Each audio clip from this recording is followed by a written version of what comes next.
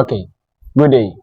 Welcome to another session of Iconic Accounting Tutorials. Today we are continuing with the Consolidated Financial Statement, but we are focusing on the statement of profit and loss account.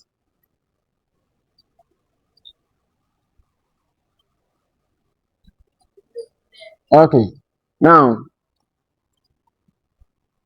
in the Consolidated Statement of Profit and Loss account, we combine or we add both the parent and the subsidiary company's profit and loss account by adding their revenues, their cost of goods, their expenses, other income, and then other stuff. Okay, now here we are going to take a practical question and then we solve to get more understanding of how the profit and loss account is being consolidated.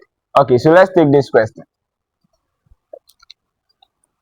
We have the question giving us the statement of profit or loss for the year ended 30th September 2014. So we have Bill and then Ben. We have the revenue for Bill and then revenue for Ben. We have cost of sales, we have gross profit, operating expenses, operating profit, investment income, profit before tax, income tax expense, profit for the year. Now, the additional information is saying that Bill acquired 70% of Ben on 1st October 2013. Goodwill on acquisition was $4 million and has been impaired by $1 million during the year. Impairment for the group should be charged to the operating expenses. At acquisition, Ben's tangibles had a fair value of $2 million, more than their carrying value, and the tangibles have a remaining life of 5 years. The depreciation is to be included in operating expenses. So during the year, Ben sold goods of $5 million to Bill at a markup of 25% on cost. 1/4 of those goods are in inventory at the year end. Ben paid a dividend of $10 million during the year, which is included in the investment income of Bill. So we are required to prepare a consolidated statement of profit and loss for the year to 31st September 2014. Now let's start. So we do with the workings first. The first thing they are supposed to look at is the group structure. Okay, so we have the group structure, how the group is being structured. That's the working one.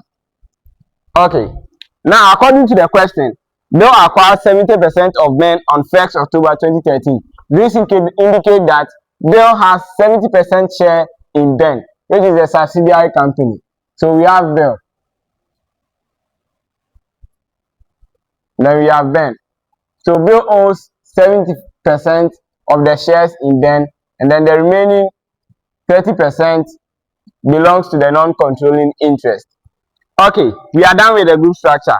Now the question gave us an unrealized profit, that's PEP. So we have to solve for that one too. So the working two. So we have the PEP or the unrealized profit. Okay, now per the question, Ben sold goods of what? $5 million to Bill at a markup of 25% on cost. And then the 1/4 of those goods are in inventory at the year end. Alright, so the goods sold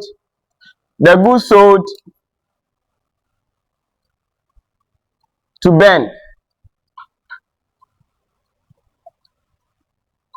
is what? $5 million. Now if you have $5 million goods sold, and then you are saying that there is 25% markup, so we multiply the 5 million by 25%, and then it gives us $1 million. Right now, out of this $1 million, they are saying that 1/4 of it is still in inventory, which means that the unrealized profit will be in that 1/4 of the remaining inventory, because mostly unrealized profit is calculated on the remaining goods, but when the goods are sold, we don't calculate unrealized profit. All right, now you multiply this by 1/4, and it gives us $250,000. So this is the PEP or unrealized profits that we will get. Now let's go ahead and then solve the question. So our consolidated statement of profit and loss for the year ended 31st December 2014. We start with revenue. Now the revenue for Bill is $100,000, and then for Ben we have $80,000. Now we are supposed to deduct the 5 million intra-group sales from the revenue, because we know that in group accounts we don't include sales between parent and subsidiary company. So we deduct. We use 5,000 because we've adjusted 3 zeros already. So we have 175,000. Okay, now let's go to the cost of sales.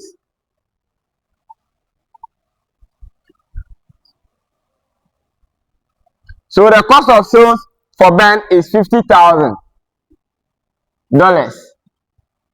and then that of Bill is $30,000.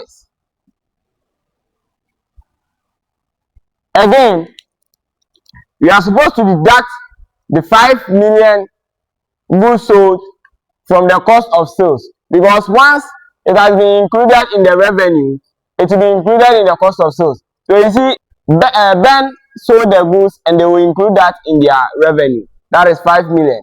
So therefore, they will also include that in their cost of sales as purchase. So we have to deduct it from the revenue and deduct it from the cost of sales as well. So we have 5 million. Now, again, this unrealized profit or the PEP must be added to what? The cost of sales. Why? Because then becomes a cost, and then we have to add it to the what? To the cost of sales. So plus 250. So you know we get what? $75,250 as the total. Okay, so we will deduct that from the revenue, and then it gives us $99,750 as our gross profit. Okay, let's go to the operating expenses. The operating expenses.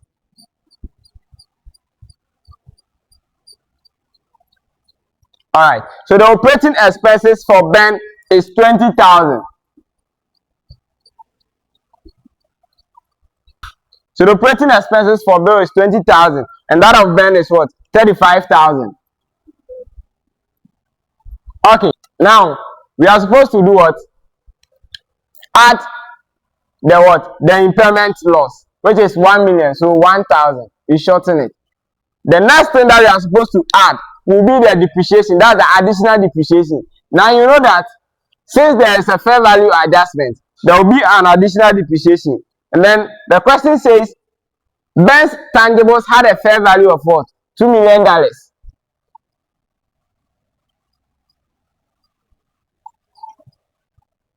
Okay, now this is the fair value adjustment, and then they are saying that the useful life of the asset is 5 years, or the remaining useful life of the asset is what? 5 years. So 5. Now we divide the 2 million by 5, which will give us what? $400,000. Now let's find out how many years Bill have acquired Ben. Now according to the question, Bill acquired Ben on 1st October 2013, and then we are preparing this statement on the what? On the 30th of September 2014, which is just a year interval. So meaning the additional depreciation here is what? $400,000. So let's add that, which is 400. So I'm shortening it because there is 3 zeros adjusted. Okay. Now in all we are going to get what? 56,400 as the operating expenses. We are going to deduct that from our gross profit. Then it gives us 43,350. 43,350. 300 and what? 50. Okay.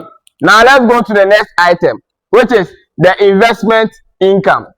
The investment income. So this is our operating profit. Now the investment income.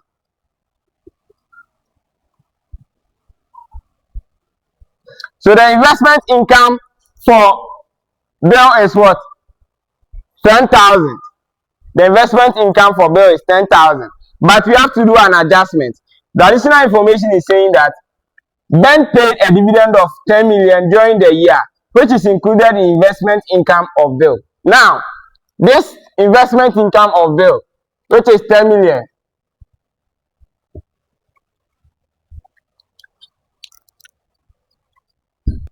Ben paid a dividend of 10 million as well. And then we know that Ben is having 70% share in Ben. So if you find 70% of the dividend that Ben paid, it means Ben received what? 700,000 dividend from Ben. And we all know that when we are preparing a group or consolidated account, we don't include intergroup dividend, or we don't include intergroup dividend. We ignore it. So it means that this 700,000, you are supposed to 7 million. Sorry, this 7 million dividend that don't receive from Ben, you are supposed to take it out from what? The investment income of bill. So we all know the investment income of bill is 10 million, but you are going to deduct the 7 million of what? Of the dividend received from Ben.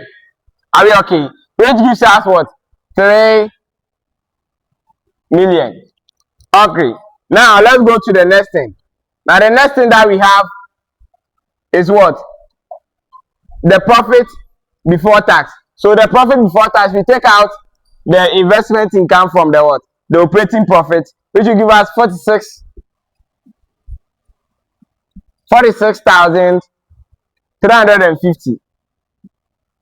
So we add the investment income to the operating profit, which gives us 46,350. Now let's go to the next item, which is what?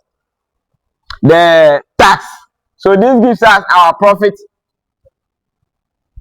before tax. So let's go to the tax that we are supposed to pay. Now the tax for bill is 10 million, and then that of Ben is what? 5 million. So when you add that, you get what? 15 million. 15 million. So we will deduct that from our profit before tax to get the profit for the year, or profit after tax, and that gives us $31,350. $31,350. Okay, now we are done. We have our profit for what? For the year, or profit after tax.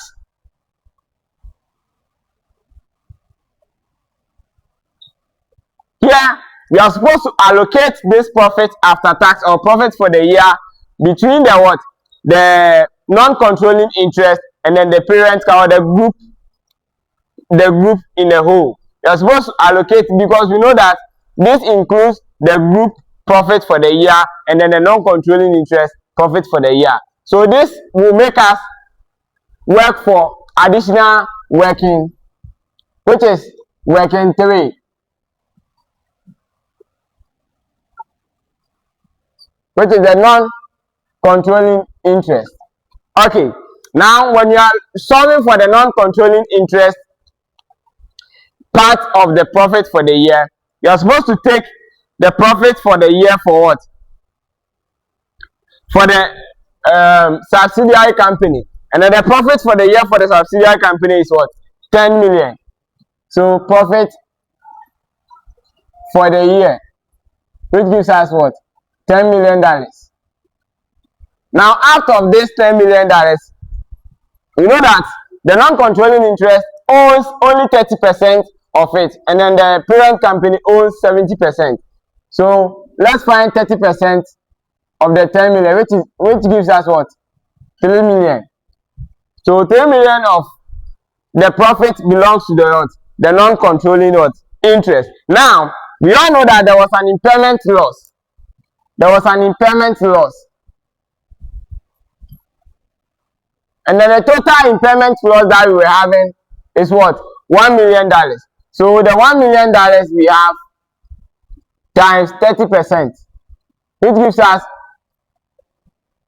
300,000. 300,000. Again, we also have additional depreciation.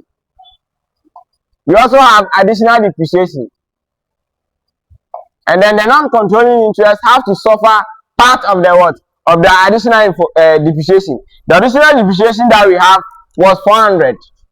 That's 400,000. So we multiply that by 30%, which will give us $120,000. Okay. Again, we should move further and deduct what? The PEP, or the unrealized profit, from the non-controlling interest profit that they have for the year. Now we have the PEP. And then we all know that the PEP that we had for the year was what? $250,000. So 250. We deduct that one too. So 250 times the 30%, which will give us what? 75,000. Now we are going to take out the PEP, or the unrealized profit, the additional depreciation, and then the impairment loss from the what? The profit of the non-controlling interest. And that gives us 2,505. That's $2,505,000. Here, we all know that the non-controlling interest profit for the year share is $2,505,000. So we are going to write the profit attributable to the non-controlling interest, and then the profit attributable to who? The group.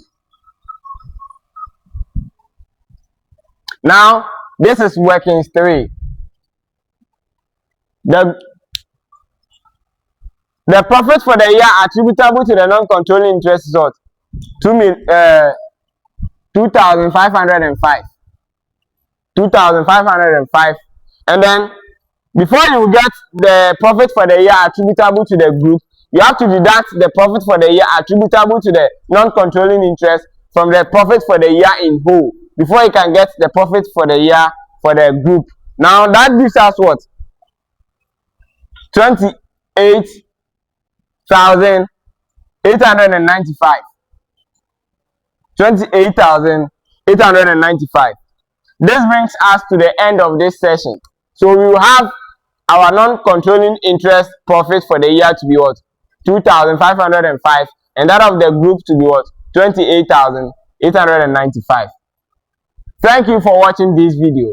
Don't forget to share, like, and then subscribe to others for them to also benefit from this video. See you in the next session. Thank you.